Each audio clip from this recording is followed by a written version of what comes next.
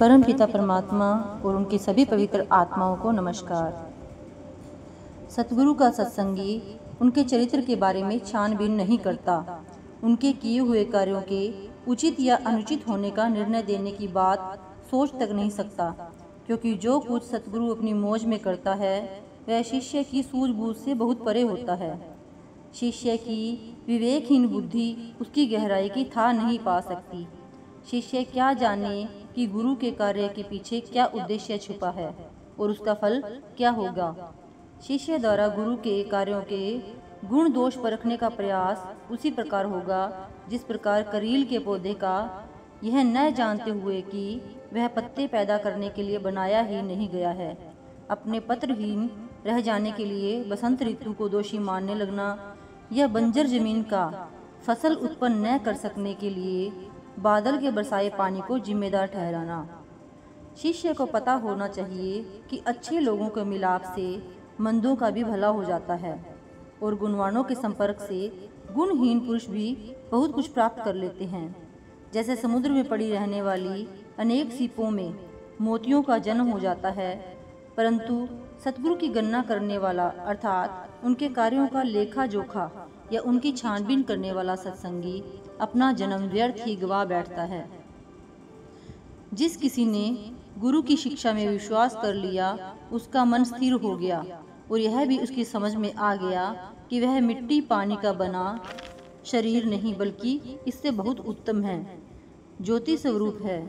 उसका अहम मिट जाता है और वह पार ब्रह्म के देश में प्रवेश कर लेता है। धरती का हमारी जिंदगी में बड़ा परोपकारपूर्ण योगदान होता है।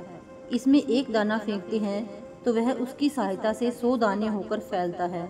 मिट्टी में एक गुठली दबाने पर आम का लंबे कद का वृक्ष पैदा हो जाता है और वह वर्षों तक सैकड़ों आमों के फल देता रहता है।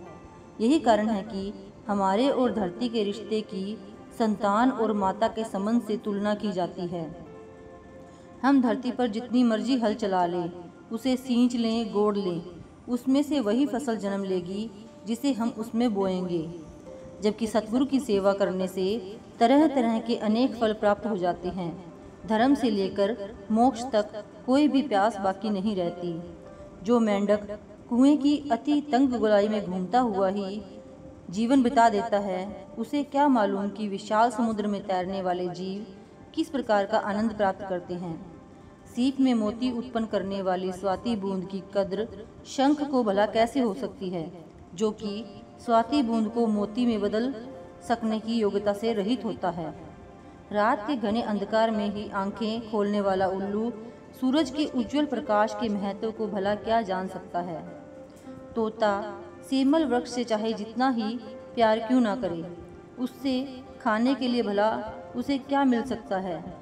हंसों की संगति की महिमा कौवा कभी नहीं जान पाता और न बंदर को किसी माणिक या हीरे के मोल का अनुमान होता है।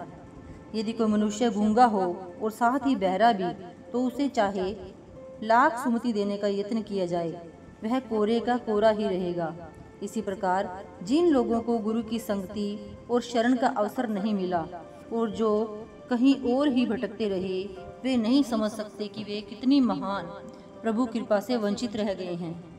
जब कोई कौड़ियों, रुपये पैसों या सोने के सिक्कों के स्तर तक का व्यापारी उस धंधे से ऊंचे उठकर रत्नों की परख तथा लेन देन तक पहुंच जाता है, तो वह जौहरी मान लिया जाता है और सम्मानित होता है।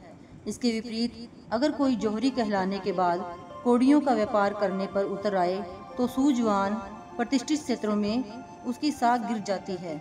इसी प्रकार जब कोई अधूरे इष्ट का उपासक पूरे गुरु की शरण में आ जाए, तो वह लोक और परलोक दोनों में ही उच्च पद का अधिकारी बन जाता है। पर यदि सच्चे सतगुरु का सत्संगी उसे विमुख होकर किसी अन्य इष्ट के पैर जा पकड़े, तो मानो उसने अपना मनुष्य जन्म कौड़ियों के दाम गंवा लिया। साधारण वृक्षों में कई महीनों की प्रतीक्षा के बाद किसी खास समय वर्ष में एक बार ही फल लगता है, जबकि कुछ वृक्ष ऐसे भी होते हैं जो सब ऋतुओं में 12 महीने अति स्वादिष्ट फल देते रहते हैं। कुआं पहले खुदाई और निर्माण के खर्च और मेहनत द्वारा बनाया जाता है, फिर भी रस्सी और बाल्टी आदि से उसमें पानी खींचकर निकालना पड़ता है, परंतु गंगा का जल सबको बिना रुकावट, बिना कष्ट, केवल दात के तौर पर मिल जाता है। एक और, पहले रुई की बत्ती बनाओ, कहीं से दीपक का प्रबंध करो, उसे तेल से भरो, फिर माचिस की तीली जलाकर उसे कुछ प्रकाश करने के लिए जलाओ।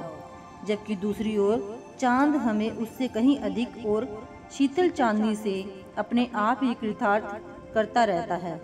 इसी प्रकार जहाँ दूसरे लोग किसी एक कामना की पूर्ति के लिए किसी विशेष देवी देवता की सेवा पूजा में कितनी कितनी देर लगे रहते हैं, वहाँ शिष्य की सभी कामनाएं अपने सतगुरु के दर्शन करते ही तृप्त हो जाती हैं और इसके सिवाय उसे यमदूत आदि के किसी प्रकोप का भी कोई भय नहीं रहता। Thank you.